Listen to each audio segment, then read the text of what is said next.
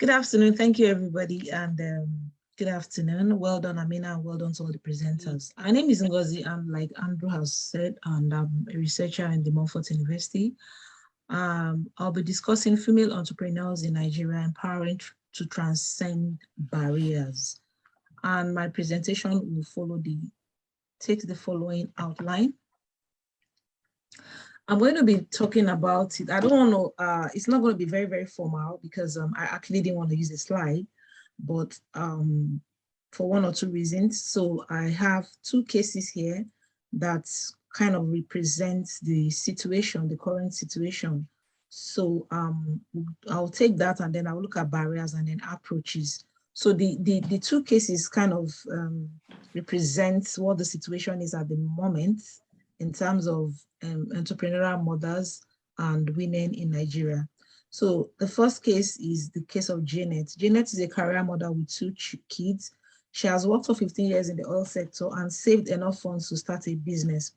But she has always wanted to be in control of her money due to the conflicting roles and the experiences she has as a new mother.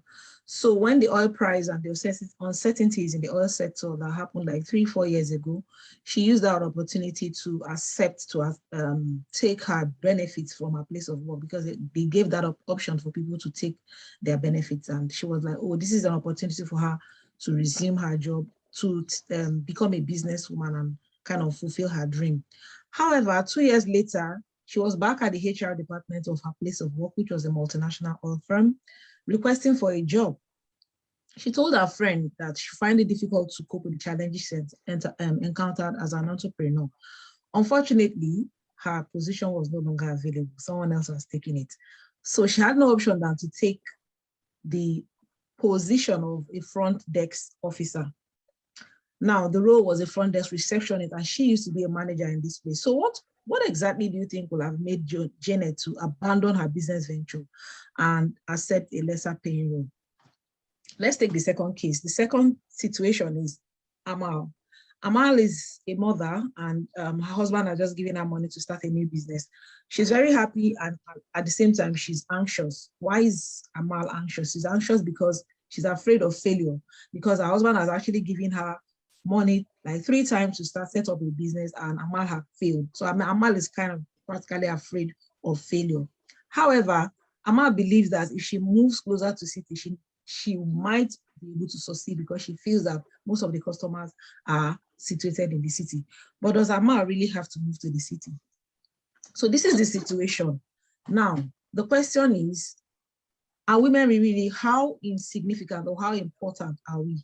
So if I look at this, I use these figures from Uganda, Nigeria, and Ghana. So in the whole world, we have these countries in Africa being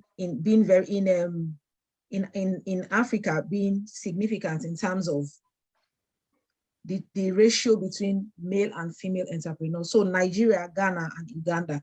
So in Uganda, you have the same, which I think is significant because we don't have, some countries we have more men, in most countries we have more men, and then in Nigeria we have about 36% of female to 34 male, and then we have Ghana with the highest being 38 to 35%. So I think this is quite something to pay attention to. It means that women are actually doing something, you know, we are carrying out things and we are contributing. And so what are the problems? So the first thing is, in order to be able to make impact, there's a need to identify the problem, because if I don't identify the problem, there's no way to kind of look for solutions. So if you look at looking at this, there are like the key barriers that females encounter is access to finance, technological, infrastructural, sociocultural, entrepreneurial education, family and well-being challenges. In terms of the access to finance, they have issues because in the banking system, we have more males. And then we also have patriarchy, which is a social-cultural factor. So patriarchy, a lot of women are not able to, there are times they need consent to be able to run a business. They need consent to gain collateral. They need and then in some areas, they don't even have access to inherit. So they don't even have the quality collateral that they can present to financial institutions. So all these are problems that female entrepreneurs encounter. And then we also have education. So most of them they have limited education, and that kind of affects. So if you look at the case of Mrs. Amal, because she just got the funds and then she ventured into business, she doesn't even know what she's doing. She just knows that, okay, I can just vessel. That is like more than some of them. They have that situation whereby they don't even know what they are doing. They just have the funds and then they venture into business. And then some people also are like the first case, Janet.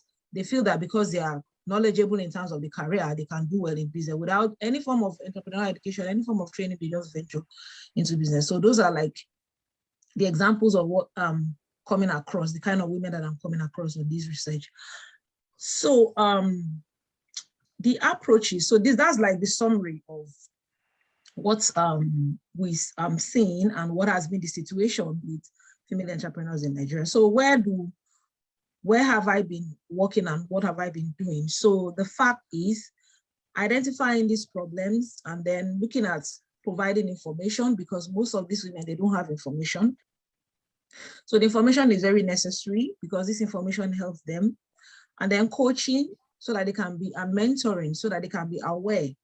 Most often, entrepreneurship, from what I know, and entrepreneurship from what I've taught, and entrepreneurship from what I've learned, starts from you, the person, the entrepreneur yourself. You need to understand who you are. You need to understand the things that I are good at. And that's where it starts from. And then also, we also have some entrepreneurial characteristics. So that needs to be built on. So these women, they need to know all this. And then going further, talk about influence. What can I influence? What can be influenced based on how good these people are now and how the policy is, because the policy does not favor them at the moment. There are a lot of women operating in the informal sector, but the informal sector is highly unregulated. So because of that, women suffer. And then we also look at impacting in terms of implementation. I'm happy that this has been talked about today in terms of the HR, because I have some personal experiences in this as a new mother at work. And that's why I raised that question, because the situation is that you are working as a single girl, but the moment you get married or the moment you have a kid, there's a way you are being treated. It's like you're no more important, and you can't even ask for time. You can't. So it's quite different from what I experienced here. So I have both experiences, and it's really, really, I don't know how to put it. It's something that I try as much as possible. Whenever I see somebody in that situation, I want to help her because I perfectly understand how it is. And that's why I raised some of those questions. So these are like the areas, these are what we've been doing so far, trying to inform women, trying to coach them, trying to make them aware, trying to like see how we can hopefully influence regulations to favor women, entrepreneurial women, and mothers, especially because of the conflicting roles that they carry out in Africa and in Nigeria as a whole. Sorry, Nigeria and Africa as a whole. So in summary, the conclusion is the fact that female entrepreneurs contribute significantly to economic and social growth and can no longer be ignored. So we can no longer be ignored. That is why there is need for changes, there is need for policy changes, there is need for a lot of changes. And that's why HR comes very important, because this is, if women are trying to look for roles and be employed, and they need to be able to do this work and get support. So thank you very much. I hope I didn't take so much time. And here's my contact. And thank you for giving me this opportunity. It's been glad to be here and speak of what I've been doing. Thank you.